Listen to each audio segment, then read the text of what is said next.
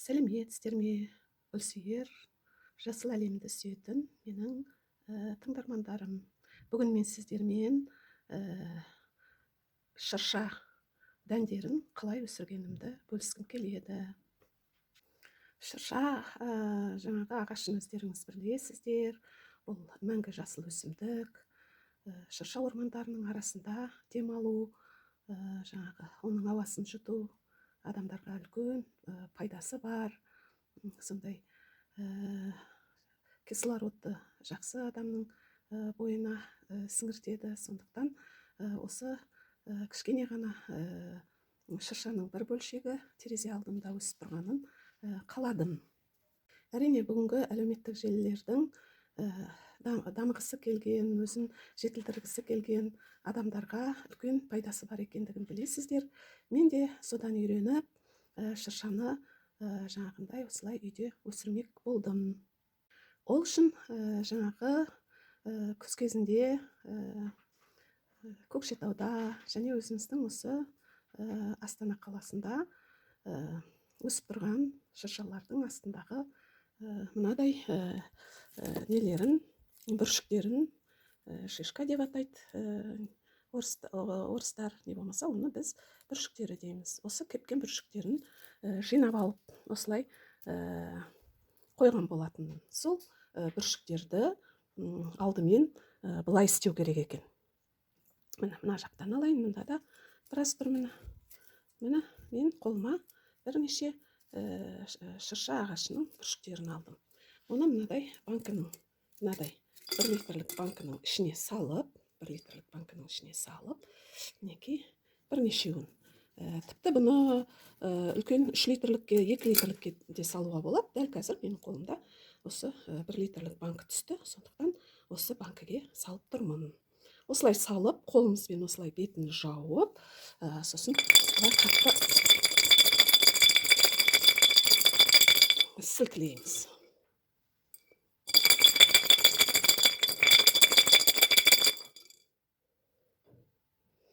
Қатты сілкілейміз. Тағы да бір екеуін салайын. Тағы бір екеуін салайын.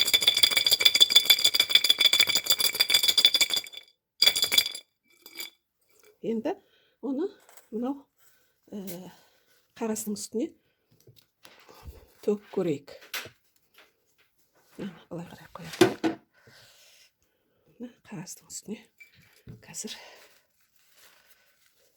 қағаз төседім мына жерге. Мынаны былай қарай қояйық.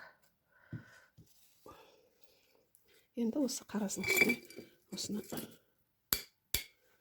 төгіп көрейік. Ал енді мына нелерін жинаймыз. Бүршіктерін жинап аламыз, тазалап. Бүршіктерін жинап, қайтадан орнына қояйық былай.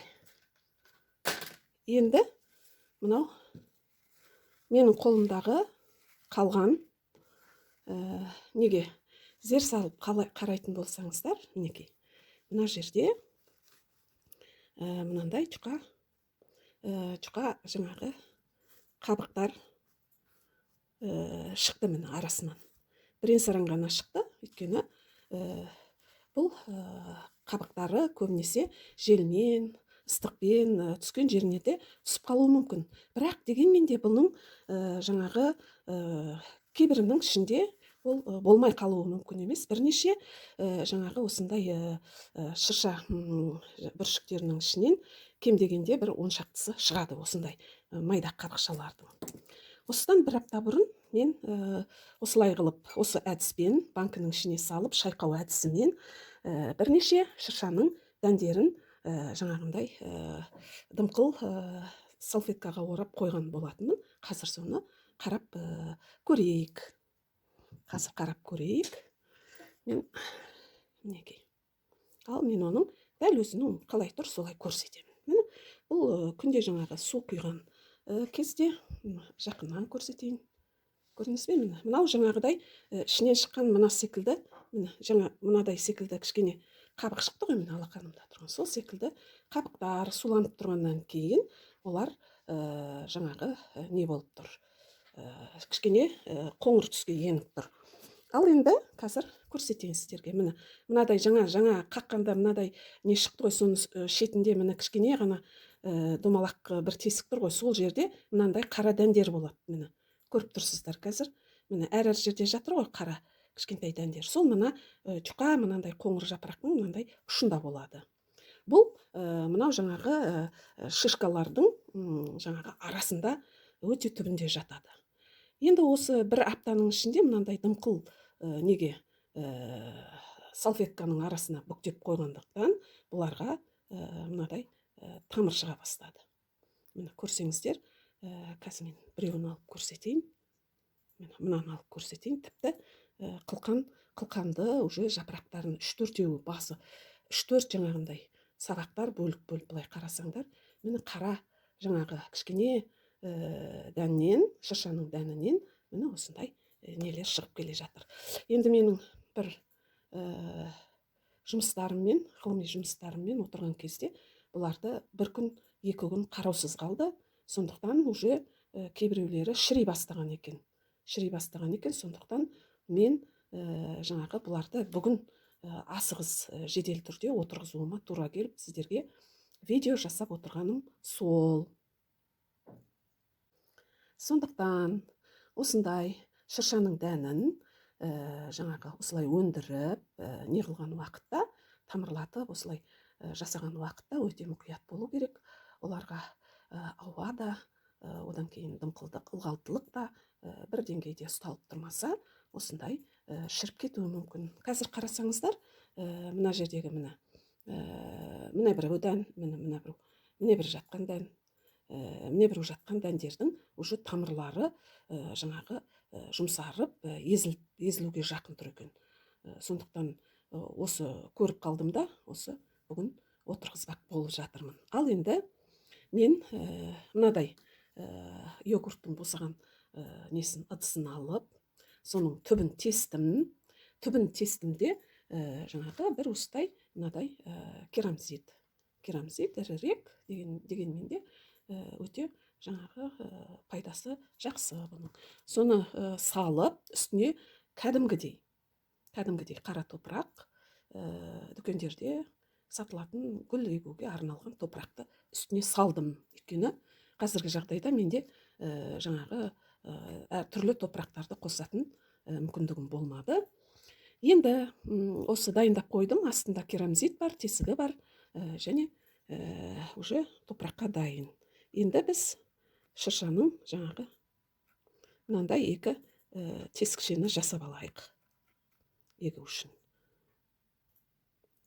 Мынадай 2 таяқшамен тесік жасап алдық. Енді мынау жаңағы мінекей, мынау өте нәзік, өте әдемі, уже жапырақтары не істеді? Міне, анықтап қарайтын болсақ, жапырақтары уже шыққалы тұр. Сондықтан қазір бұны мынау менің ішіндегі жаңағы өзіміз жасаған шұңқырға жасыл беткейін қалдырып, мінекей, мына жерде міне несі де тұр. Дәні сыртында қалады.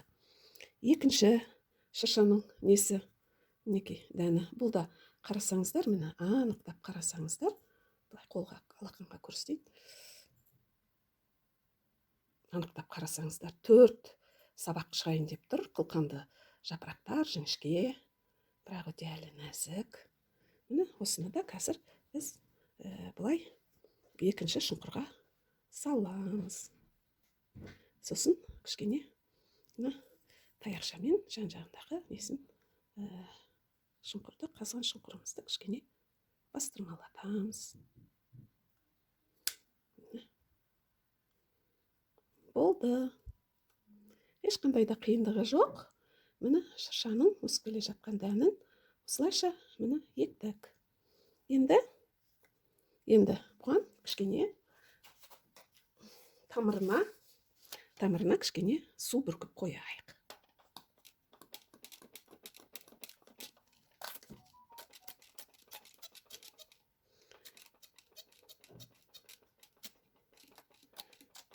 Азғана тамырының түбінен су бүркіп қойдық.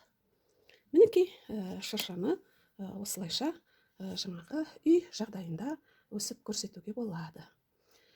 Енді мен бұл шыршаның жағдайын, шыршалардың қалай өсіп келе жатқандығын, жағдайын сіздерге жаңағы көрсетіп, апта сайын оның өзгерістерін бөлісетін боламын. Сондықтан менің каналыма тіркеліп, осындай мәңгі жасыл шыршаның үйімнің бір ұшында өсіп тұрғанын жаңағы көруді осылай көру үшін осындай жұмыстар жасап жатырмын. Мінекей құрметті менің тыңдармандарым, сіздер де осылай үй іштеріңізде шыршаның кішкене бір бөлшегін өсірулеріңізге болады, кеңес беремін. Одан кейін мен осы жалпы экзотикалық нелерді, жемістердің дәндерін өсіріп, осындай сіздермен бөлісіп жүрмін.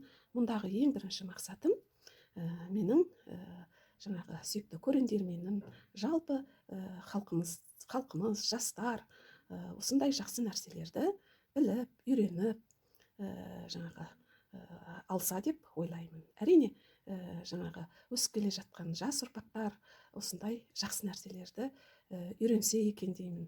Өзім соларға аз да болса осындай көмегімді беріп, соларды бір қуантсам деген мақсат менікі.